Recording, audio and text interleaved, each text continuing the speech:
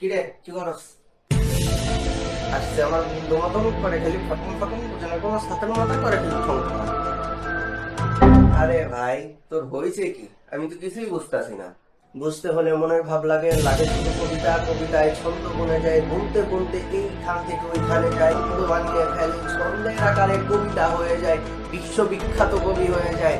কিন্তু কিছু মূর্খ থাকে যারা কোনো ছন্দ বুঝে না, তারা মানুষ বলে বিবেচিত করাটাই আমাদের। তোরা তোর কি চাকরি বাকরি সব চলে গেছে নাকি? এখন ডিপ্রেশনে আছিস? বাপের চাকরি তো বাদ দাও বাচ্চা, ধন যাও সেই পূর্বপুরুষের কাছে যারা করেছে এত কিছু মহান এই দুনিয়ার বুকে। তুমি যা তোর দাদার দাদার কাছে, সেই আমলে যা, যখন সে যুদ্ধ করেছিল, যখন সে শোষিত হয়েছিল, যখন সে শাসন করেছিল, তার গায়ে থেকে বেরোয় এই স্নিগ্ধ মাটির ঘ্রাণ, যা এখনো লেগে আছে সেই বইয়ের পাতায়।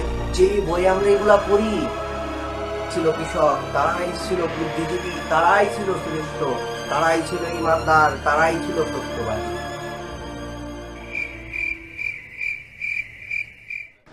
কালকে আমার টেস্ট পরীক্ষা ছিল, বাংলা ফার্স্ট পেপার। 14টা গদ্য, 14টা গল্প, 16টা কবিতা, এই সব কিছু পড়তে পড়তে জীবনটা শেষ। মুখ দিয়ে এখন যাই কই তাই সন্দেহ হয়ে যায়। এই ব্যাপার।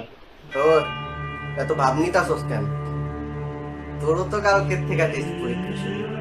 তোরও না প্রথম দিন বাংলা ফার্স্ট পেপার? পড়ছস কিছু? সত্যি কালকে তো আমার টেস্ট পরীক্ষা, তো প্রথম পরীক্ষাই তো বাংলা। পড়তে বসতে পড়। The next day. কালকে তো এত ডায়লগ মেরে গেল, আজকে দেখে ওর কি অবস্থা। হ্যালো, কি রে তুই কথা কইতে পারোস না কেন? হ্যাঁ, জ্বর আইছে?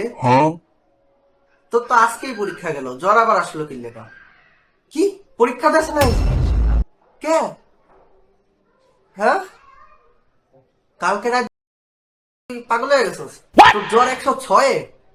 কিরে কিরে তোর কথা দেখে, আরে আরে কিসে কিসে কিসে, আরে